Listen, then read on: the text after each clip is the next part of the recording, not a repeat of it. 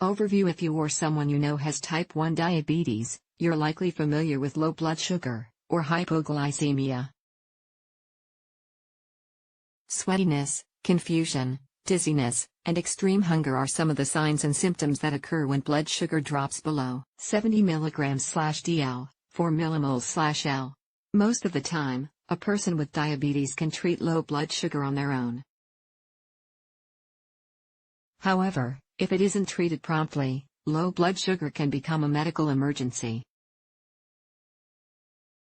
Hypoglycemia is considered severe when a person's blood sugar drops so low that they need assistance from someone else to help them recover. This may involve using a medication called glucagon. How glucagon works: your liver stores extra glucose in your body for situations when blood sugar drops too low. Your brain relies on glucose for energy, so it's important that this energy source can be made available fast.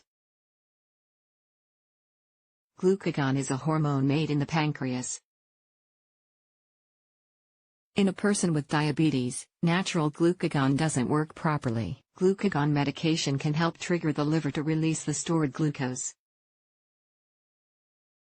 When your liver releases the glucose it stored, your blood sugar levels quickly rise. If you have type 1 diabetes, your doctor may recommend that you purchase a glucagon kit in case of an episode of severe low blood sugar. When someone experiences severe low blood sugar, they need someone else to give them glucagon. Glucagon and insulin, what's the connection? In a person without diabetes, the hormones insulin and glucagon work together to tightly regulate blood sugar levels. Insulin works to lower blood sugar and glucagon triggers the liver to release stored sugar to raise blood sugar levels. In a person without diabetes, insulin release also stops when blood sugar is dropping. In a person with type 1 diabetes, insulin-producing cells in the body are damaged, so insulin must be injected using needles or an insulin pump. Another challenge in type 1 diabetes is that within 5 years of diagnosis, trusted source, low blood sugar, doesn't trigger the release of enough glucagon to raise blood sugar levels into a normal range. That's why glucagon is available as a medication to assist in cases of severe hypoglycemia, when a person isn't able to treat themselves. Glucagon medication triggers the release of glucose from the liver to increase blood sugar levels, just as the natural hormone is supposed to do.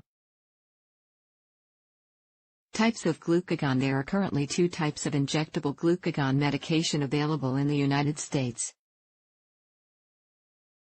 These are only available by prescription. Glucagon Hypo Kit. Glucagon Emergency Kit. In July 2019, the FDA approved a glucagon nasal powder called Baqsimi Trusted Source. It's the only form of glucagon available to treat severe hypoglycemia that doesn't require an injection. It's also only available by prescription. If you have glucagon medication, make sure to regularly check the expiration date. Glucagon is good for 24 months after the date of manufacture. Glucagon should be stored at room temperature, away from direct light. When to inject glucagon: when a person with type 1 diabetes can treat their own low blood sugar, they may need glucagon. The medication may be used when a person is not responsive, unconscious, refusing to drink or swallow a source of sugar by mouth. Never try to force a person to eat or drink a source of sugar because the person could choke. If you're not sure whether to use glucagon, be aware that it's virtually impossible for a person to overdose on glucagon. In general, if you're uncertain, it's better to give it. How to inject glucagon: if a person is experiencing a severe hypoglycemic episode, call 911 or your local emergency number for medical help right away. To treat severe hypoglycemia using a glucagon kit, follow these steps. Open the glucagon kit. It will contain a syringe, needle, filled with saline liquid and a small bottle of powder. The needle will have a protective top on it. Remove the cap from the bottle of powder. Remove the needle's protective top and push the needle all the way into the bottle. Push all of the saline liquid from the needle into the bottle of powder. Gently swirl the bottle until the glucagon powder dissolves and the liquid is clear. Follow the dosing instructions on the kit to draw the correct amount of glucagon mixture into the needle. Inject the glucagon into the person's outer mid-thigh, upper arm, or buttock. It's fine to inject through fabric. Roll the person to their side, positioning their top knee at an angle, as if they're running, to stabilize them. This is also known as recovery position. Never give a person glucagon by mouth because it won't work. Glucagon dosing for both types of injectable glucagon. The dosing trusted source is half a milliliter of glucagon solution for children 5 years and younger, or children who weigh less than 44 pounds. 1 milliliter glucagon solution, which is the full contents of a glucagon kit, for children 6 years and older and adults. The nasal powder form of glucagon comes in a single-use dose of 3 milligrams. Side effects of glucagon. The side effects of glucagon are generally minor. Some people may experience nausea or vomiting after using injectable glucagon. Keep in mind that nausea and vomiting may also be symptoms of severe hypoglycemia. It may be hard to know whether someone is experiencing a side effect of glucagon or a symptom related to severe hypoglycemia. In addition to nausea and vomiting, the trusted source reports that nasal glucagon may also cause watery eyes, nasal congestion, irritation of the upper respiratory tract. If symptoms of nausea and vomiting prevent someone from eating or drinking a source of sugar after they've had glucagon, seek medical attention. After giving glucagon, it can take up to 15 minutes for a person to wake up after receiving glucagon.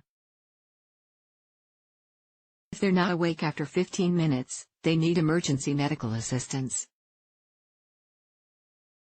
They can also receive another dose of glucagon. Once they're awake, they should check their blood sugar levels. Consume a source of 15 grams of quick-acting sugar, such as soda or juice containing sugar. If they can safely swallow, eat a small snack such as crackers and cheese, milk or a granola bar, or eat a meal within the hour. Monitor their blood sugar levels at least every hour for the next 3 to 4 hours. Anyone who experiences severe low blood sugar that requires treatment with glucagon should talk to their doctor about the episode. It's also important to get a replacement glucagon kit right away. Treating low blood sugar when glucagon isn't needed. If low blood sugar is treated promptly, it won't usually drop low enough to be considered severe. Glucagon is only needed in cases of severe hypoglycemia, when a person isn't able to treat the condition themselves. In most cases, a person with diabetes can treat low blood sugar on their own or with minimal help. The treatment is to consume 15 grams of fast-acting carbohydrates, such as half-cup juice or soda that contains sugar, not diet. 1 tablespoon, honey, corn syrup, or sugar glucose tablets. Following treatment, it's important to wait 15 minutes and then recheck your blood sugar levels. If your blood sugar levels are still low, consume another 15 grams of carbohydrates.